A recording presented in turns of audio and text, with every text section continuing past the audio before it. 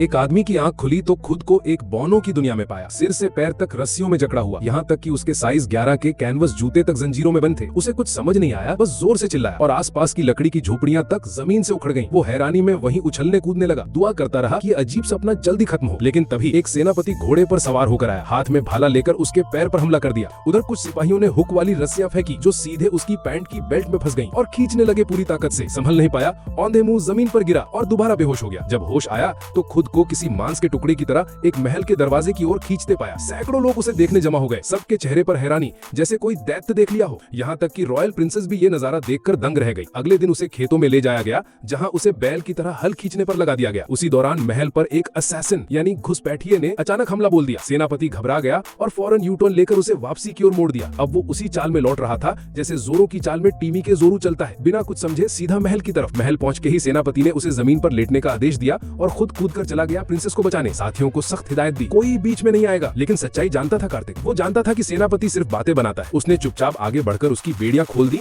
और विनती की, प्लीज प्रिंसेस को बचा लो। सिचुएशन क्रिटिकल थी, लेकिन पॉल, अब ये नाम लिया गया है, सबसे पहले वहां पहुंचा। दोनों असैसिन को एक एक हाथ से उठाया और बिना मेहनत उन्हें पास के तालाब में उछाल दिया। प्रिंसेस को उठाया और आराम से हाथों पर लेकर बाहर निकल आया। तब तक सेनापति पहुंचा, लेकिन तब तक लड़ाई खत्म हो चुकी थी। प्रिंसेस ने उसकी बहादुरी के लिए दिल से शुक्रिया अदा किया। लेकिन कहानी यही खत्म नहीं हुई। किंग अब भी महल में आग के बीच फंसे थे। पॉल ने बिना कुछ कहे सीधे उनकी मदद को दौड़ लगा दी, हाथ बढ़ाया उन्हें बाहर निकालने को, लेकिन जलती लपटों ने उंगली झुलसा दी। सब परेशान खड़े थे। तब कार्तिक की समझदारी काम आई। उसने कहा, अगर आग बुझानी है तो पानी चाहिए। पॉल को बात समझ में आ गई और फिर जो किया उसे देख सबकी आंखें फटी रह गईं। उसने अपना शॉर्ट्स उतारा और आग पर पेशाब करना शुरू कर दिया। थोड़ा जलन जरूर हुई, लेकिन आग तो बुझ गई। तभी हमेशा देर से पहुंचने वाला सेनापति भी धमका, गुस्से में चिल्लाया, बंद कर, बहुत हो गया। पॉल ने पलट कर देखा और जो थोड़ा बहुत बचा था सब उसी पर उड़ेल दिया। और इस तरह पॉल बना उस बौनों की दुनिया का सबसे बड़ा हीरो।